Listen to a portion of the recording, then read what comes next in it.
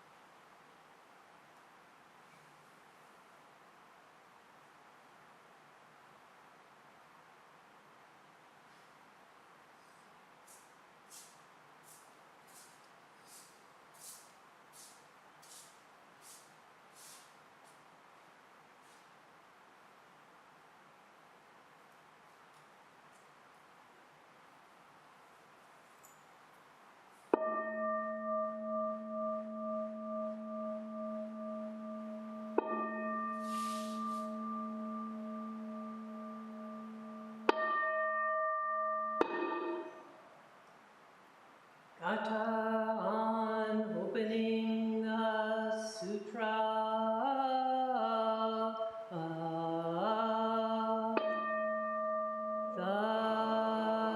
The Dharma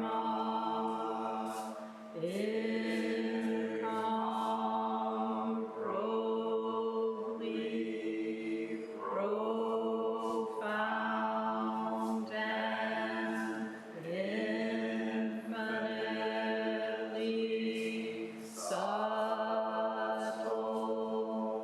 is rarely encountered even in millions of ages. Now we see it, hear it, receive and maintain it. May we completely realize the Tathagata's true meaning.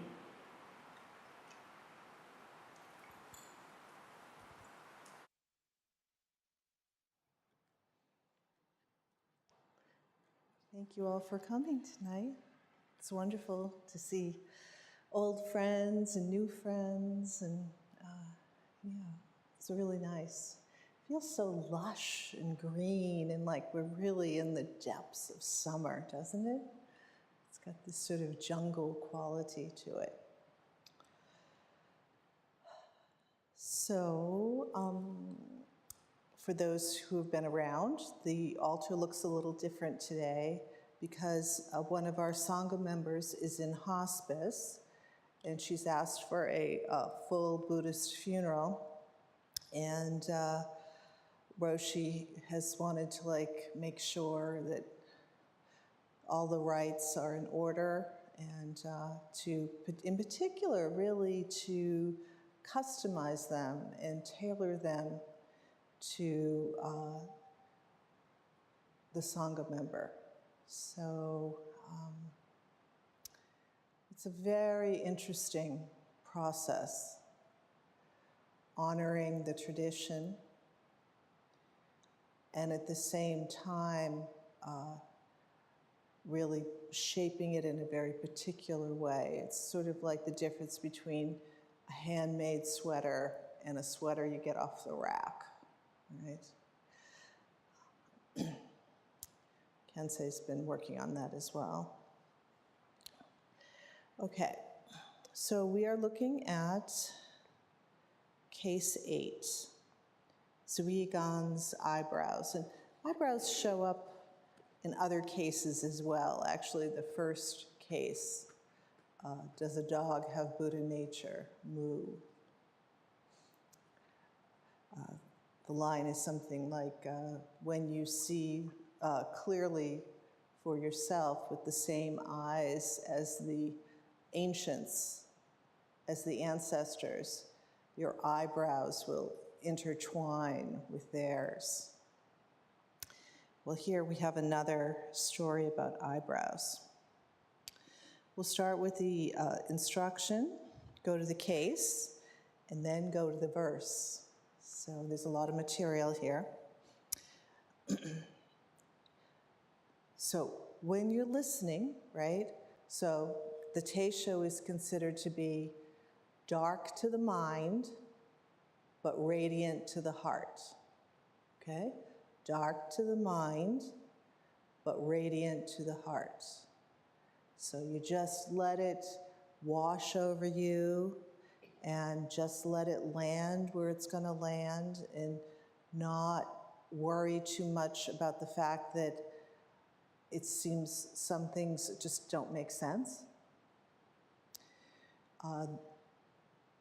Zen koans are presented from the perspective of the absolute, and the dualistic samsaric mind is famously not able to do a very good job with the absolute.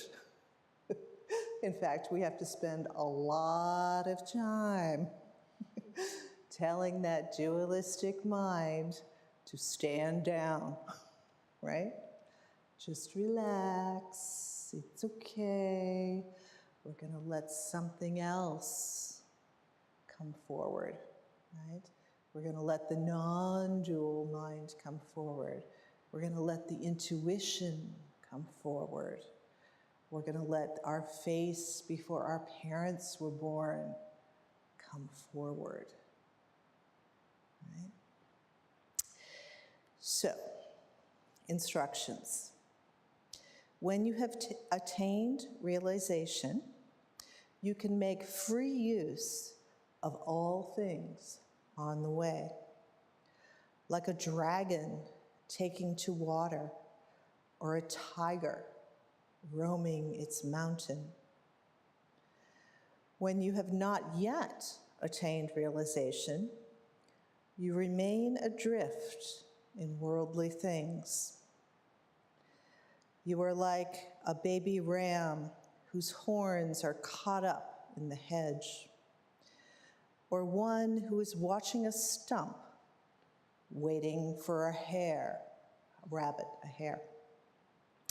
Sometimes a single phrase is like a lion crouching on the ground. Sometimes it is like the diamond treasure sword. Sometimes it cuts off the tongues of all people under heaven. Sometimes it follows the billows and chases the waves. As for those who can make free use of all things on the way, when two of them meet, who are intimate friends, their states of mind correspond with each other. They mutually know what is good or bad about each other and attest to it respectfully. And I repeat, and attest to it respectfully. If, on the other hand, you meet someone who is adrift in worldly things, you must have the one eye to cut off the 10 directions by sitting. to stand like a 1,000-foot cliff. Therefore, it has been said that when a great activity manifests itself, no fixed rules exist. Sometimes you use a blade of grass as the 16-foot golden body of the Buddha. Sometimes you use the 16-foot golden body of the Buddha as a blade of grass. Isn't that so evocative? Now, just tell me, what principle does this rely upon? Do you clearly understand it? I will try to present a case. Look, so this case is asking us, what is it like when Dharma friends who have been practicing for a long time get together and have conversation? What's it like when snakes and dragons, as we say, practice together? So the dragons are the ones that have lived past the 15th day of the last koan we worked on. And the snakes are still slithering around in those first 2 weeks.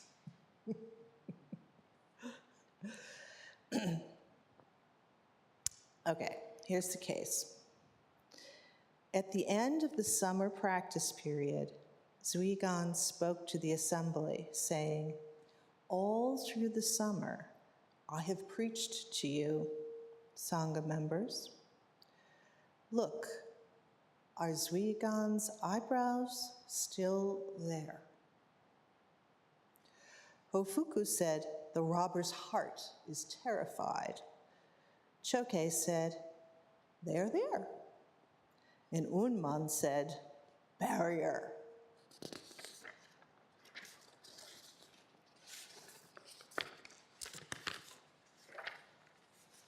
There's a little bit more to go. The verse. Zuigan gave an instruction to his monks. No response for thousands of years. The word barrier answers back. Losing money, you get punished as a criminal. Decrepit Hofuku, does he praise or does he reprimand? Talkative Zuigan is evidently a robber. No flaws on the white jewel. Who can tell whether it is genuine or false? Choke knew quite well. The eyebrows are there. So you can see immediately that there's a lot of back and forth, and there's also a lot of poetry here, right? So it's not so easy to, you just can't read it once and get it, right? But honestly, nothing in Zen practice is just read it once or do it once and get it. Pretty much everything you have to do like 1,000 million times, and then you get like, oh, some insight there, right? And this is a good thing, right? Because not so easy peasy. And we like things to come easy. In fact, there is when there's this line, if you remain adrift in worldly things, you are like one who is watching a stump waiting for a hare. So that means, watching a stump waiting for a hare is a reference to a story in Chinese literature. So you would never know that unless you read the footnotes, right? So I read the footnotes. Apparently there was a farmer who was out hunting rabbits and happened to be just sort of kind of standing around looking, seeing what was there.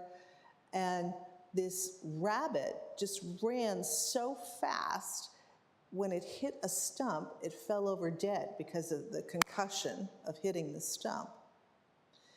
Well, the farmer thought, oh, if I just hang around the stump, I will catch a rabbit. A rabbit will just come on by and get a concussion, and I can take it home to eat. Well, of course, we know it does not work that way, right? So we get caught in all kinds of conclusions from just what our mind and our eyes see, and we don't really take the time and the effort to put into our true life. Honestly, if it was easy, everybody would be doing it. There'd be like a 7-Eleven, and you could just walk in, right? And take, you know how like you walk in and they have all of those drinks? You could just open up one of those cases, take a drink, entry into reality drink, and right? It's not like that. I mean, you can't even take a good, tab of LSD or whatever and have that experience fully integrate into your life. That's right. So Zen is all about entering into true reality and having it fully integrate into your life. So let's look at the instructions a little bit. When you have attained realization, you can make free use of all things on the way. So everything that arises is the Dharma.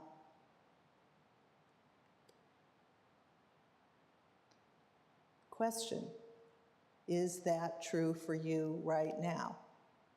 Is everything that's arising in your life, the song, the sound, the expression, the experience of the Dharma? I'm talking emotions, all the things, right? Well, if you think it's not an expression of the Dharma, what do you think it is? Humph. Good question, right? Really, what is going on here?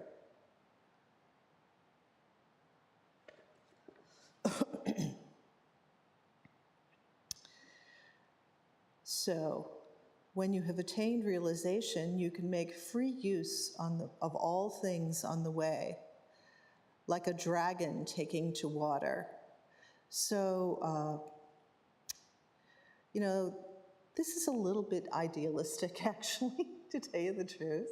You can make free use of all things on the way, but sometimes you're a little bit slow on the uptick.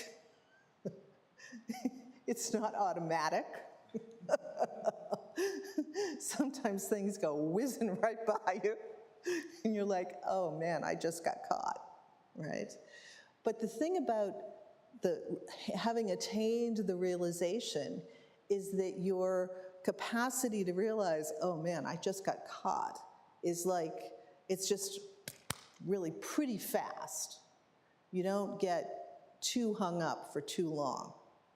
And this is very important. Like a dragon taking to water. So dragons in in Eastern thought are symbols of enlightenment. And apparently dragons get their magical power from being in the water. So in this case, for us, it would be from being in the ocean, swimming in the ocean of Dharma, where all things arise as Dharma.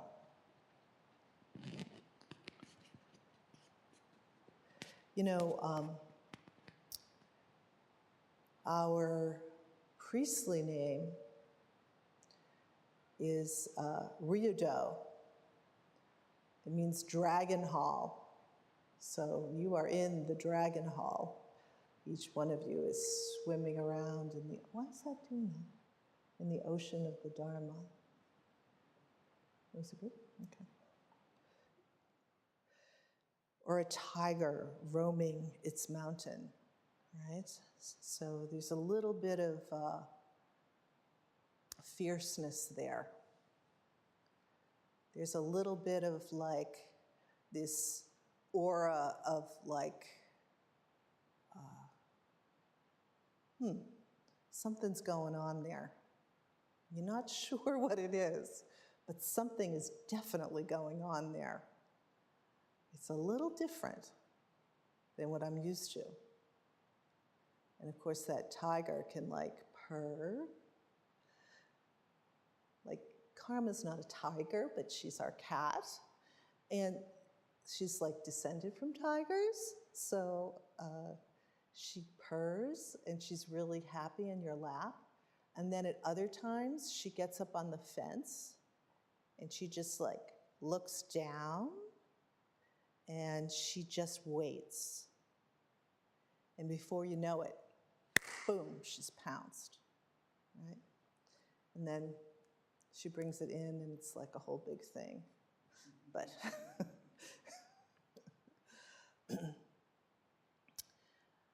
when you have not attained realization, you may remain adrift. Oh, not you may, you remain adrift in worldly things.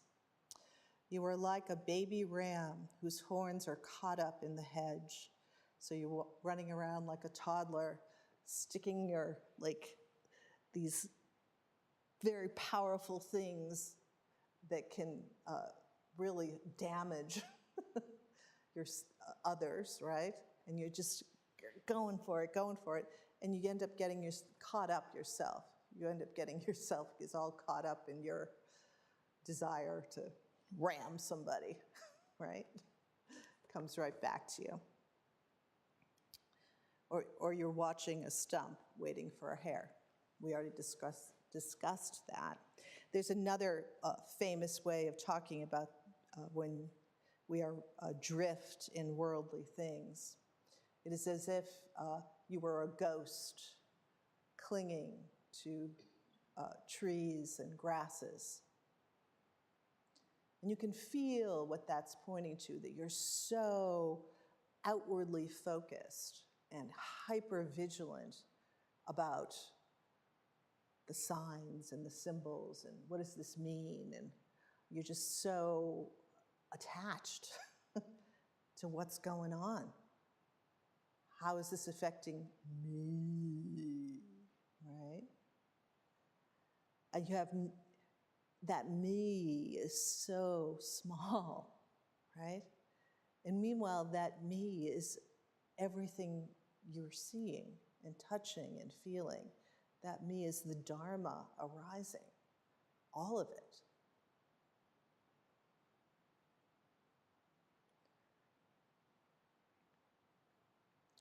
Well, we got through the first paragraph.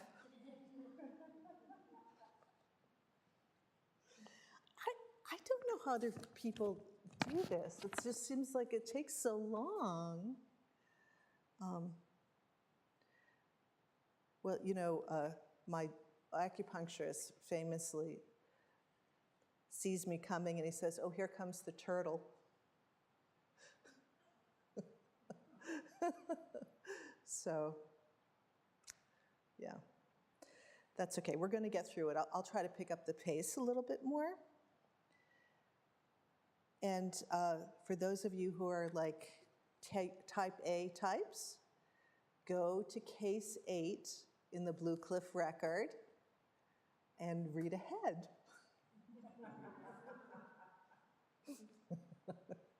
Okay. I have spoken.